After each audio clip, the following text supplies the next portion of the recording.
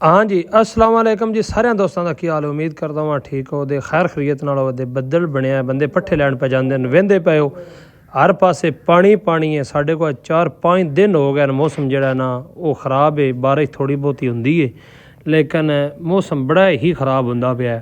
ਕੋਈ ਕੰਮ ਨਹੀਂ ਹੁੰਦਾ ਪਿਆ, ਸੋਲਰਾਂ ਨਹੀਂ ਚਲਦੀਆਂ ਪਈਆਂ, ਸਾਰੇ ਬੰਦੇ ਬਸ ਐਵੇਂ ਹੀ ਬੈਠੇ ਨੇ। ਮੈਂ ਤੇ ਮੋਇਜ਼ ਗਿਆ ਸੀ ਬੇਲੇ ਫੇਰਾ ਮਾਰਨ, बेले पीटर चलाया, पीटर चला के हूँ वापस लगे होने तो अगों राह च वेख्या रेहड़ियाँ वेखो पट्ठे वढ़ के आ भी रेहड़ी लगी जाती जे पिंड लैके सवेरे सवेरे, दूजी आ भी रेहड़ी लगी जाती जे पट्ठे लैके, ते त्रीजी आ रेहड़ा तुन के लगा जाता जे पट्ठियां वाला जेड़ा पिंड लैके लगे जाते हैं। उस तो बाद आ मुनियां लगियां पईयां, आ इदे लगन वालियां ने, ते आ सामने ट्रैक्टर जेड़ा है वो खलोता है लाभ पिया लद्दा है। तो ये बग्गा साहब ने ठीक है वहिंदे ट्रैक्टर दे उत्ते बैठे न, ते लावे जेड़े ने वो लद्दे पै न, ते इन्हां दी मुंजी थोड़ी जी रह गई है। आ साडे मलक बरादरान नो ये भी मुंजी अपनी लेती लगे न। आ शबीर साहब साडा राह बंद कर छड़िया है, ते खालिद साहब ते उन्हां दा तरला कीता ते उन्हां खोलिया। उस तो बाद असी आ गए हाँ सूफी स्कूल, इत्थों लैनी सी SVT मोइज़ रहमान दी। आओ साडा सूफी स्कूल है कोट साक वाला, तो आ चौधरी साहब SVT लैके अपनी आ रहे हैं क्योंकि मौसम ही बड़ा ख़राब है।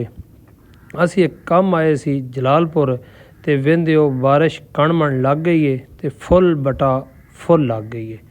आ बंदा मोटरसाइकिल ते सीधा सन पै जो आया, मसां बचियां क्योंकि सारे राह जी है ना बारिश ही करम वाली। अल्लाह पाक ही खैर करे दा, अल्लाह पाक जो मन। उस तो बाद शाम हो गई, वेंदे बारिश जी है करम वाली लगी है, मट्ठी मट्ठी कण मन। तो साडा तुसी राह वेखो किवें दा साडा राह है जिहड़ा साडे घर नूं जांदा है या इन्हां 10-15 डेरियां नाल जांदा है, ठीक है।